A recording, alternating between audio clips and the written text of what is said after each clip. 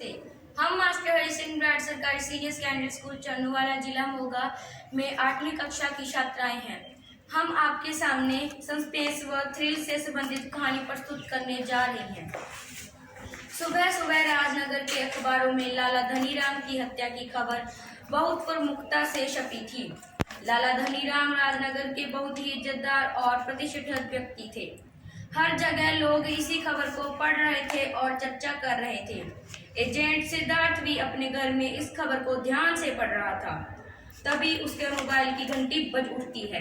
बोलिए commissioner uncle, आपने इतनी सुबह मुझे कैसे याद किया? क्या तुम्हें पता है कि आज लाला धनीराम की मृत्यु हो चुकी है? मैंने इस केस के बारे में तुमसे कुछ बात करनी है, फौरन मेरे ऑफिस आओ। जी।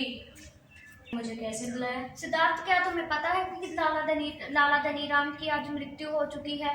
इस केस खूनी अभी तक पकड़ा नहीं गया। खूनी को पकड़ने और केस सॉल्व करने का हम पर बहुत दबाव है। इंस्पेक्टर चुलबुल इस केस में काम कर रहे हैं। मैं चाहता हूं कि तुम भी इस केस में हमारी मदद करो। जी, आप बिल्कुल चिंता मत कीजिए, हम बहुत जल्द खूनी को पकड़ कर लेंगे। मैं अभी इंस्पेक्टर चुलबुल के पास जा रहा हूँ, आप मुझे बाद में कॉल कीजिए। सिद्धार्थ, आप आ गए। मुझे कमिश्नर साहब ने आपके बारे में सब कुछ बताया। हाँ, तो हम बात कर रहे हैं धनीराम जी के बारे में।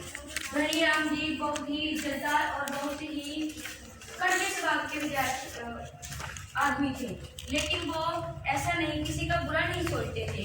वह पुराने विचारों के होने के कारण थोड़ा बहुत कड़वे स्वभाव के थे, लेकिन वह बहुत अच्छे थे। उनको पैसे की कमी कभी नहीं होती थी। उनके घर परिवार में 3 लड़के हैं, पवन, सुनील और दीपक। पवन डॉक्टर है, दीपक सबसे छोटा बेटा है जो कि एक टांग से अपाहिज है, और सुनील जो कि हर टाइम नशे में रहता है, उसको शराब पीने की लत लगी हुई है।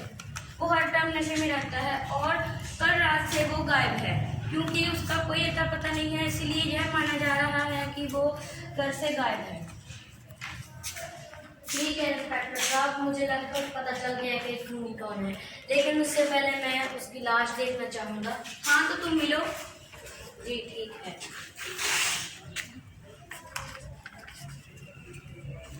अरे इंस्पेक्टर साहब, इनके नाक में ये था दाग कैसे? ये हमें पता चल रहा है कि यह किसी 4 बार सुई घुबोई गई है और यह बहुत नाजुक जगह है। लगता है इस नाजुक